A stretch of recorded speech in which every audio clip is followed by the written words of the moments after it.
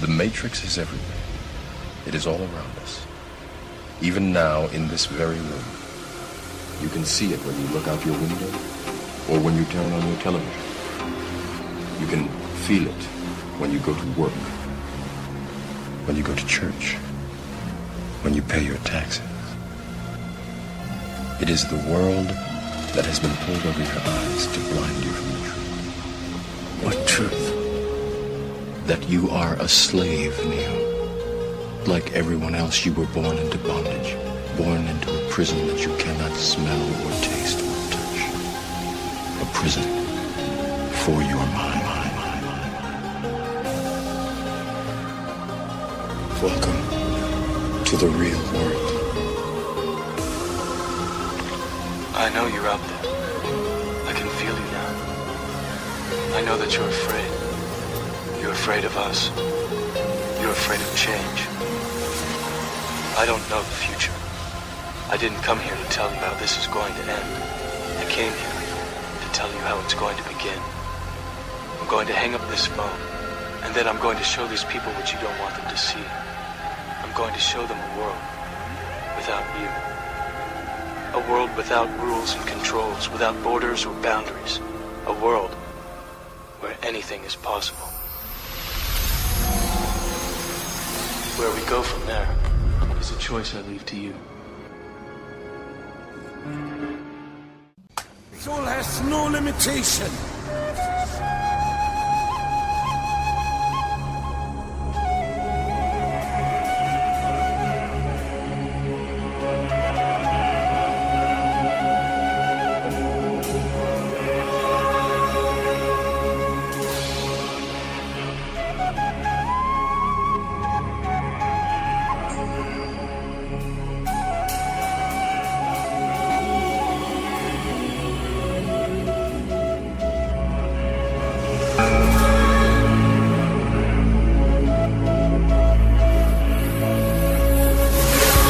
From this wider perspective, so much of what we do to each other must have the rest of creation shaking their heads in disbelief. The fact is that someone born in the United States is not more special than someone born in Mexico. Someone born in London is not more special than someone born in Liverpool. Someone who is white is not more special than someone who is black. They're just vehicles for the consciousness to experience. If you go down to the seashore and you pick up a droplet of water in your hand, how can anyone say that that droplet is any more or less special than all the other billions and trillions of droplets you see in the ocean before you? It's the perfect environmental and human assassin. It insists every year that we take more from the earth even quicker, turn it into even more things, sell even more things, consume even more things, throw away even more things, to worship the real God of the modern world, economic growth. How can you buy or sell the sky? We do not own the freshness of the air or the sparkle on the water. How then can you buy them from us? Every part of the earth is sacred to my people, holy in their memory and experience. We know the white man does not understand our ways. He's a stranger who comes in the night and takes from the land whatever he needs. The earth is not his friend, but his enemy. And when he's conquered it, he moves on. He kidnaps the earth and his children. His appetite will devour the earth and leave behind a desert. If the beasts were gone, we would die from a great loneliness of the spirit. For whatever befalls the earth, befalls the children of the earth. Love is there.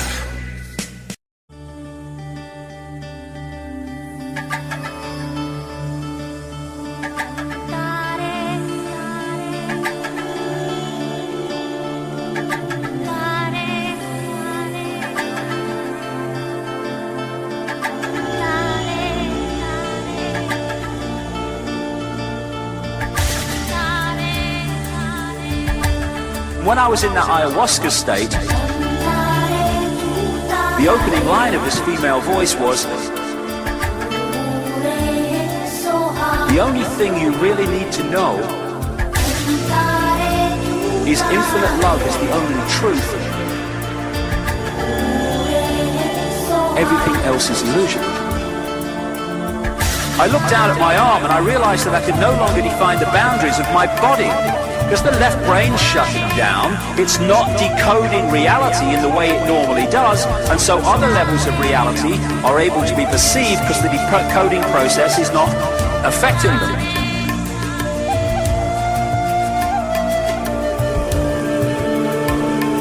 Land of mountain. Infinite love is the only truth. Land of Dakinis. Everything else is illusion. Land of mountain. And when I was in that ayahuasca state, I looked down at my arm and I realized that I could no longer define the boundaries of my body. I can't define where I begin and where I end. Because the atoms and the molecules of my arm blended with the atoms and molecules of the wall. And when I was in that ayahuasca state, and all I could detect was this energy. And I'm asking myself, what's wrong with me? What's going on? And in that moment, my brain chatter, my left hemisphere brain chatter went totally silent. Just like someone took a remote control and pushed the mute button.